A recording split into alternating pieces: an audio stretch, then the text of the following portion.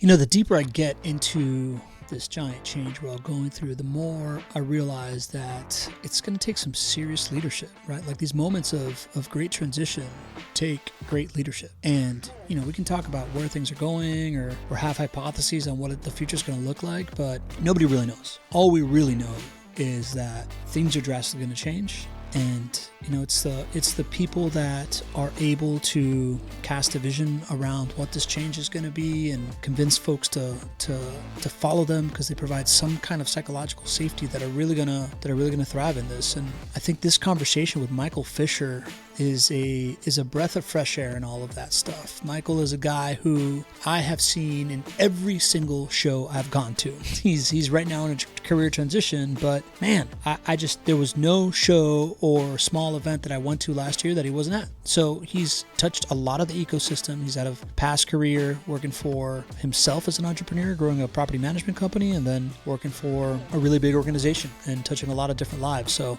he's got some real thoughts on it. He's got a really great perspective on it. This was one of my favorite conversations I had at NARP and Broker Owner, Michael Fisher. So here it is for you. Enjoy.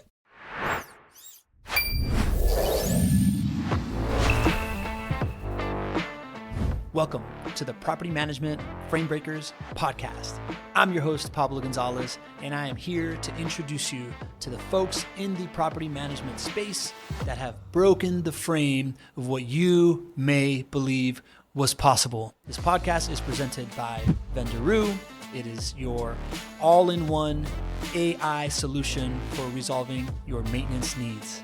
Let's go. You know, right now, property managers feel stuck. Spending almost 20 years now in property management, owning and operating myself in 3 different states. You know, I was managing properties and got about 75 and I needed help. And so I did what many business owners do in the beginning. I hired family. And then that scaled me to about, 125 or so, 150. And so then I just felt stuck. And I called up my dad and I was like, hey Dad, what should I do? He just said, well, Michael, sounds like you just need to become a better leader. And man, I was so mad. I hung up that phone like some teenage kid. And I was Thanks, like, Dad. My dad doesn't even know what he's talking about. He doesn't get me. But he did get me. Yeah. And I went back to work my business. And slowly but surely, I started seeing it. My eyes kind of began to be opened. And I was like, oh my gosh, I do need to become a better leader. And then I found that pattern. I recognized the feeling that I felt at that 150 mark, and then at 300, and beyond that. And every single time I felt stuck in my business, I knew it was a sign that I needed to become a better leader.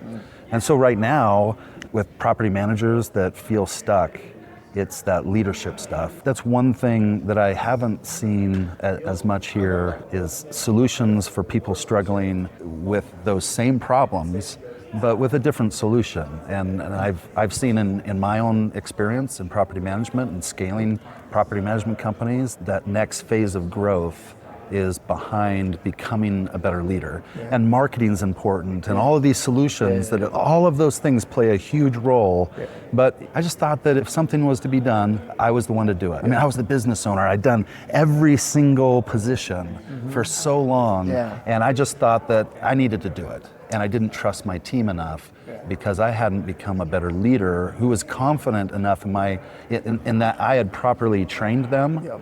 And once I shifted that, my whole business changed. I went from being stuck to really scaling and growing a business that didn't require me day to day.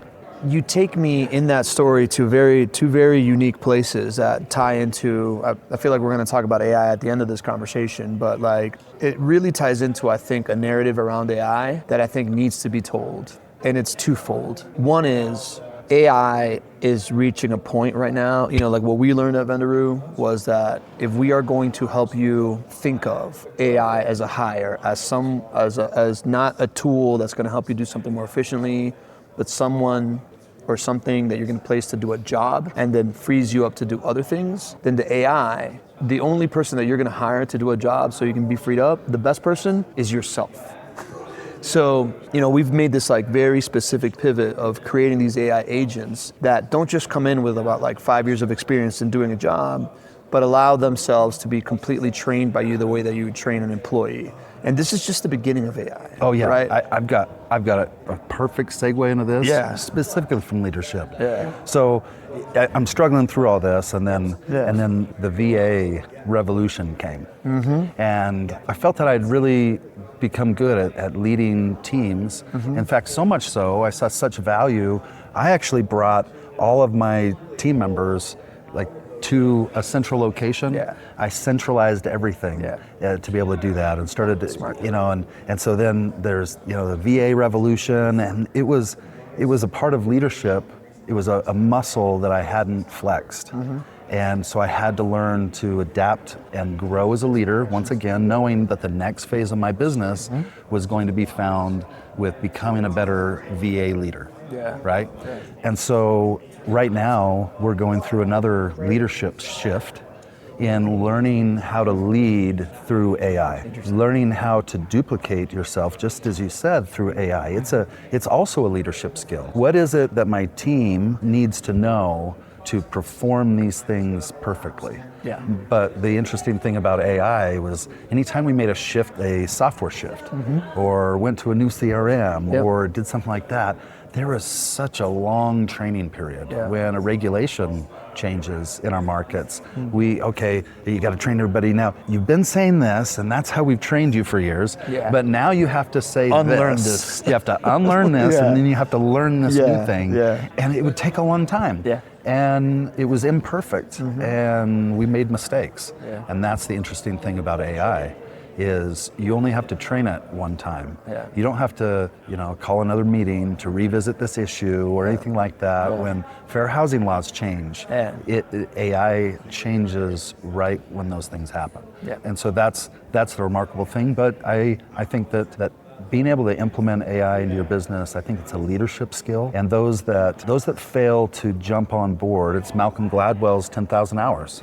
Right? Those people that put in the effort right now are going to be uniquely positioned when the real stuff hits. 100%. And the real stuff isn't even here yet. We are just scratching the surface, of AI. And those that are resistant and hesitate in developing that form of leadership and really view it that way, that this is like another team member. We're moving on to another form of leadership. Next leadership shift. I like how you reframe this as like, this is a leadership shift. I've thought of it as a solution shift from VAs to AI, from SaaS to AI. But a leadership shift is also very appropriate to say it that way. The other thing that your story brings up to me is, I think what people miss in the narrative around AI is this idea that, I don't want to replace people, like it's going to replace people, like this type of stuff, and I don't want to be this like company that's just technology and nothing else.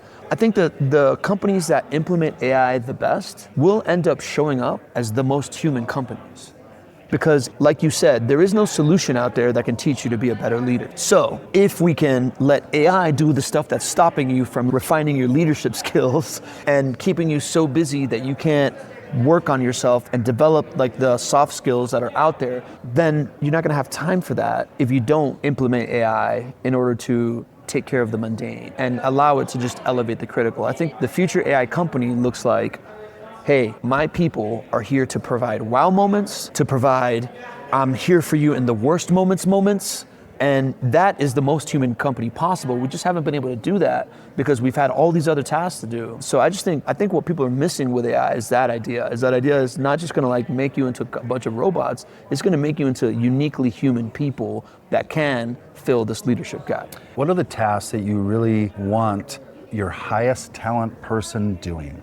Are they the mundane tasks? Are they the things that bog them down every day? Is it going through the hundreds of emails that they get during the day and things like that? No, like you want your most talented people, your highest paid people to be doing the highest valued tasks. The things that bring the most value to your customer, those are the needle moving things. Those are the things that they can now focus on. That's how implementing AI into your business, it makes the experience more human. 100%, man. So that's the gap, right? This like leadership thing that still isn't being filled. There is a solution to get you in the headspace where you can, like tend to that gap, right? AI can take care of the mundane so you can elevate the stuff that you're gonna work on. What have been the biggest shifts? Like what is let's say from the last time I saw you at Nationals, right? Not even broker owner last year to now, the biggest shifts in offering that companies before being AI native or implementing AI into their old frame couldn't fill, to something that you believe now is actually like a promise that can be fulfilled on these days. Yeah, and some of our research about owner churn, some of the data that came out was pretty shocking. Number one on their list was meeting expectations. We set these expectations for our customers and we do our best to train our staff and things. And I think one of the greatest unspoken maybe opportunities that AI has really allowed is for guaranteed experience, guaranteed response time. If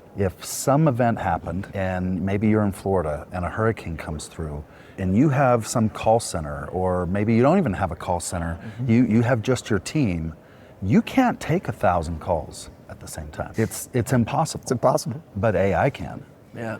You can now guarantee to your owner and your residents that the phone is going to be picked up 100% of the time.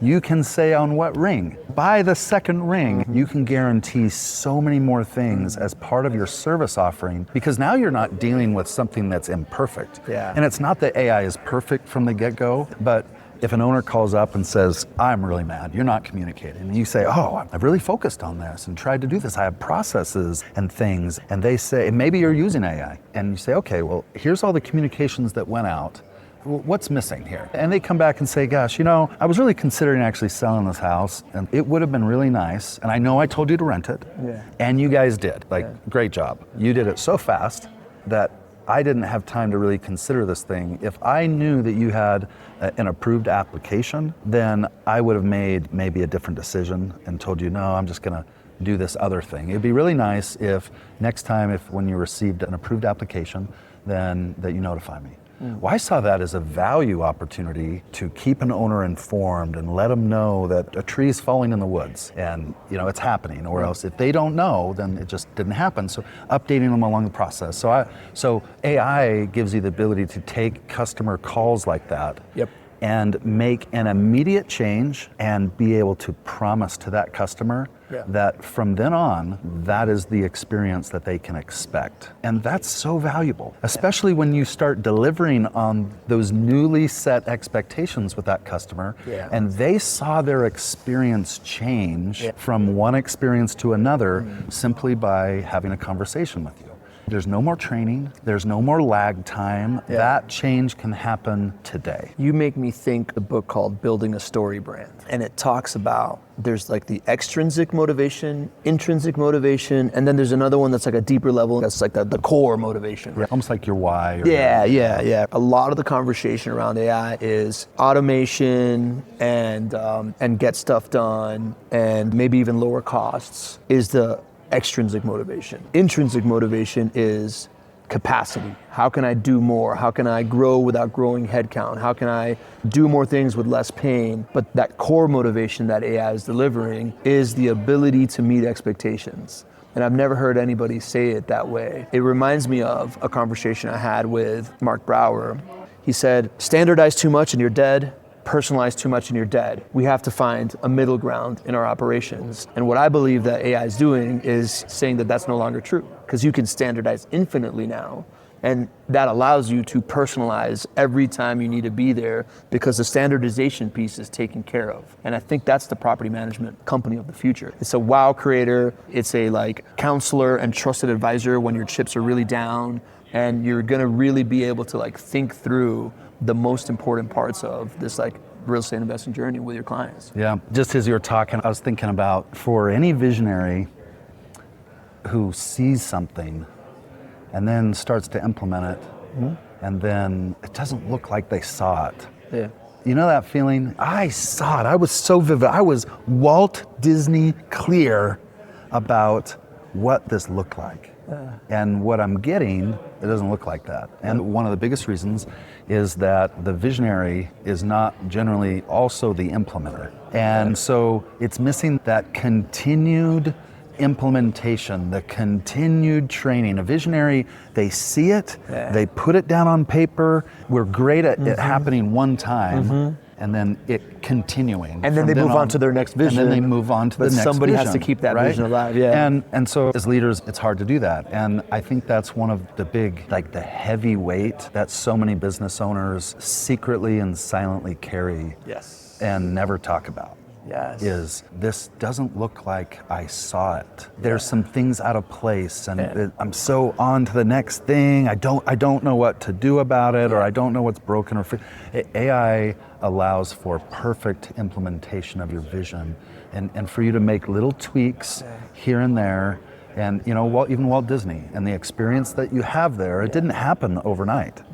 It was the building on all of these things. It was looking at the problems and being creative in the problems. When they saw trash, they started playing around with, how do we eliminate this problem naturally that doesn't require a bunch of people? And so they found that there was a specific distance between garbage cans, that if the distance was farther than that, then people threw their trash on the ground, rather than immediately being able to look in any direction and see a trash can, and they were able to solve those problems. And AI allows that to happen on the implementation side way more easier, way faster, and give you the data and things just right along with it to make little tweaks and adjustments here and there.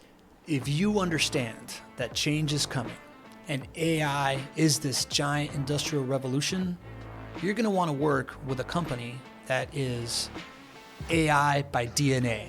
And that, my friend, is Vendoroo. We are a native agentic AI solution built from the ground up with this assumption that the AI future is here.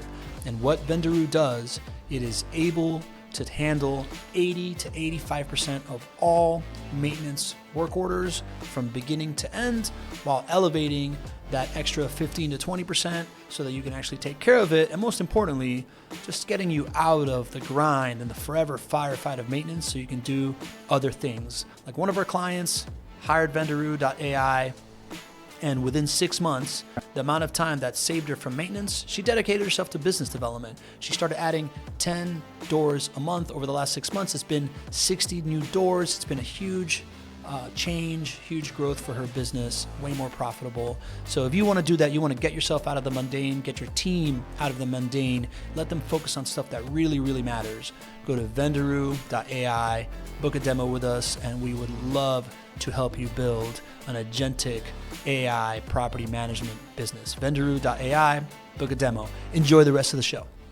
It brings me back to the beginning of our conversation of what's missing, and it's like this idea of like, how do you become a better leader? And what you've done for me is reframed this idea that AI is going to require a new kind of leadership. Because for me, leadership at its core, and I've learned this from my clients and from people that I've worked with, is the ability to cast a vision, the ability to have people understand the rules of the game by which we will play to reach this vision, set a path, and then consistently communicate with people, make it very clear to them where they stand in this vision, how close we are, how well they're executing according to the rules. And that to me is a uniquely human thing. And that's necessary because humans consistently need the reinforcement, right? Like the moment that it's not your vision and you're working on someone else's vision and you get a chance to veer a little bit from the path, it's just kind of a human instinct to do that.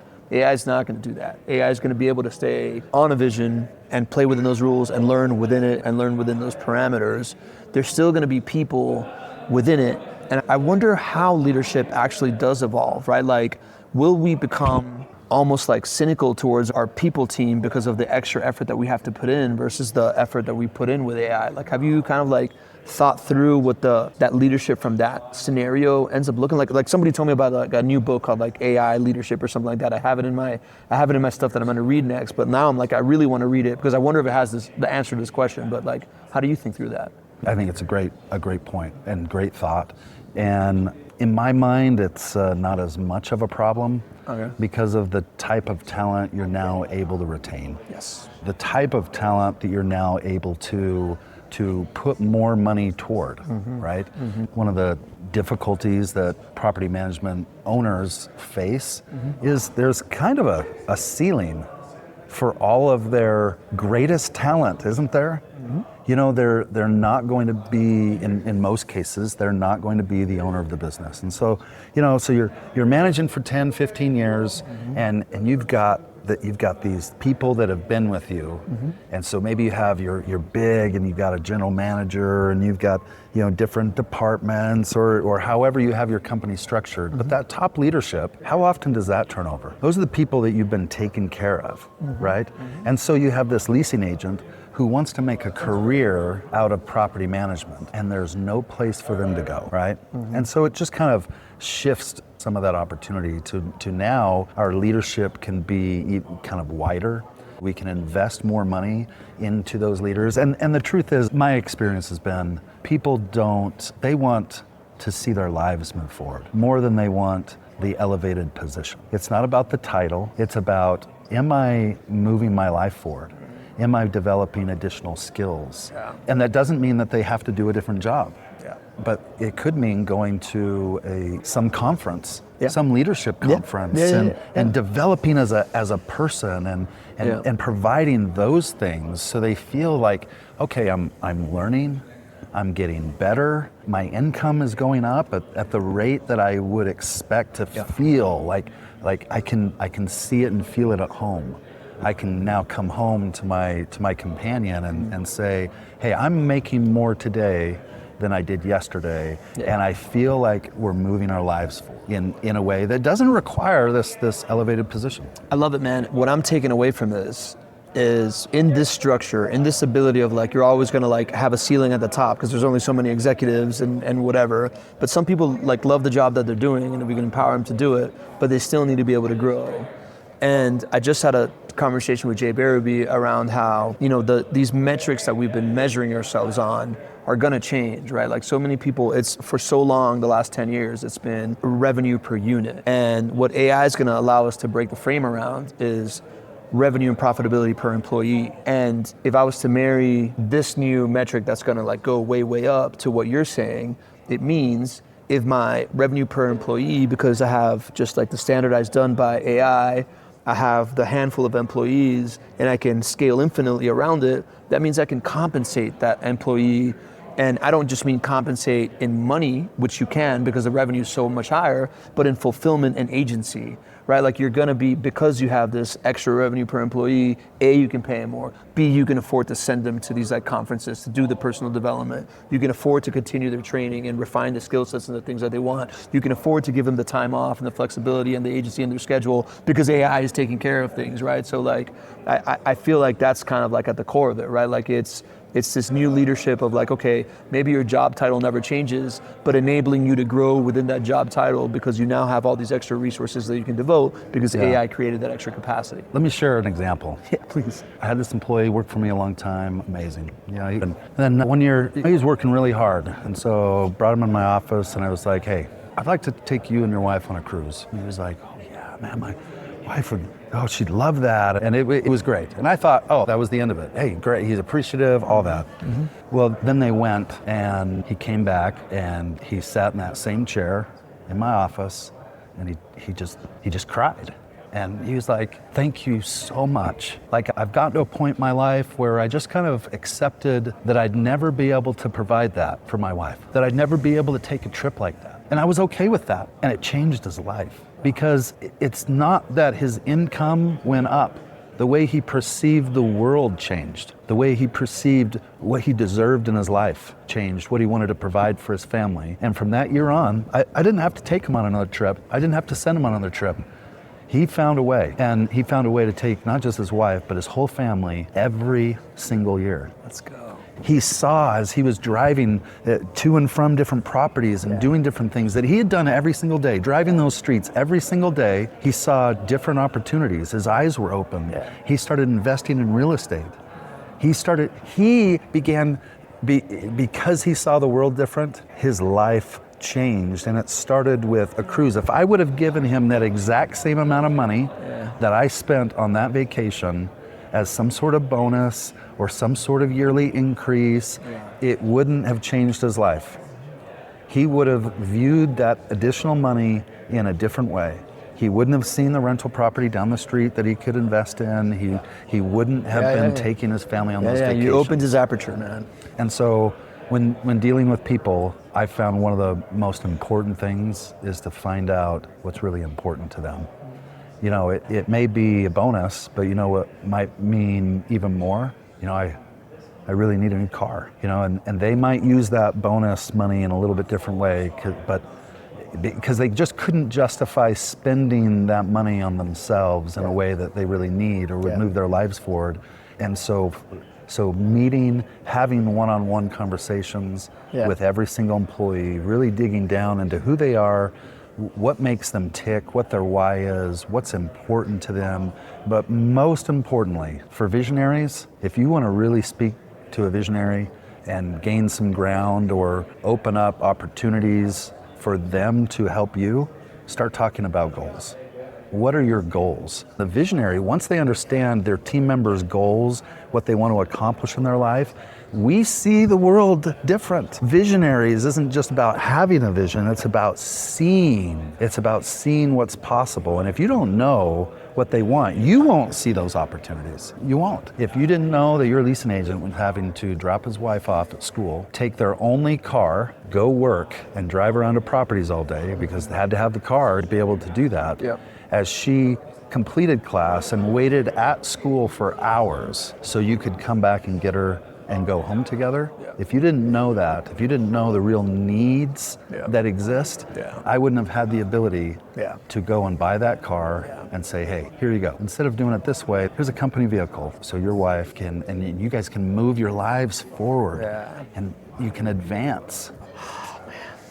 Thank you for this, man. Yes. You know, I expected us to just be talking about like ecosystem and whatever, and it led to this unbelievable conversation around leadership. And what I'm hearing from you is essentially, you know, a really wonderful definition of leadership, which will endure beyond the AI age, and that is, you know, leadership is your ability to understand what folks around you need for fulfillment and be an enabler in that, right? And like understand how to empower people to reach potentials that they didn't realize that they were capable of, and I absolutely love it, man. My only question is, why haven't we had longer, deeper conversations like this? Like I feel like you and I talk all the time. This is the first time we just sit down for an hour and just talk about this type of stuff, and I really enjoyed it, man. It was really awesome. Me too. We should do it more. We will do it more. We will do it more. Michael, I like to end each of these kinds of like just kind of, I feel like my superpower is like I see value in everybody, right? And I love identifying that, man. And for me, what's really clear about you is that you also have that superpower. Every time I see you talking to someone, you have this like childlike wonder about what you are learning from them, and you're very quick to let them know that,